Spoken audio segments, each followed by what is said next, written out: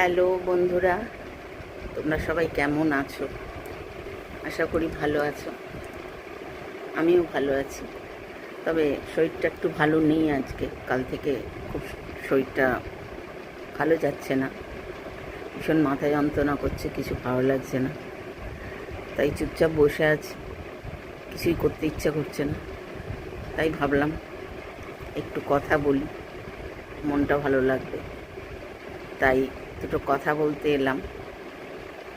তো যেটা বলবার সেটা হলো, আমরা অনেকেই দেখেছি, বিশেষ করে মেয়েরা, এই শ্রাবণ মাসে, যেহেতু মহাদেব বাবার মাস ছিল আর কি, তো সবাই দেখতাম সবুজ চুড়ি পরেছে।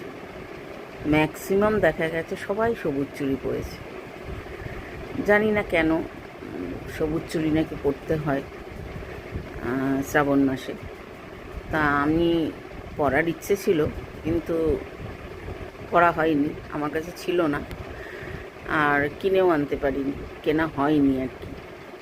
তো যাই হোক, আমি সেই জন্য পড়তে পারিনি।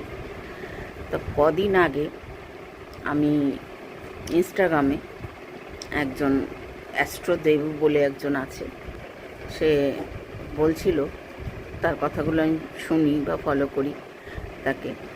সে বলল যে ভাদ্র মাসে নাকি হলুদ চুড়ি পরতে হয়। তো আমার এটা শোনার পর আমার তার আগে থেকেই হাতে দুটো হলুদ চুড়ি পরেছিলাম, এমনি পরেছি। তো শোনার পর তাই আমি ভাবলাম এটা তো আর খুলবো না, এই দেখো দুটো হলুদ চুড়ি আমি এমনিই পরেছিলাম। তো এটা যেহেতু কথাটা শুনলাম, এটা হলুদের ওপর দেখো সবুজ আর সাদা পাথর দেওয়া আছে। এটা অনেক দিন আগের কেনা, আমার হঠাৎ করে মনে হয়েছিল, আমি এমনি পরেছিলাম, তো পরেছি।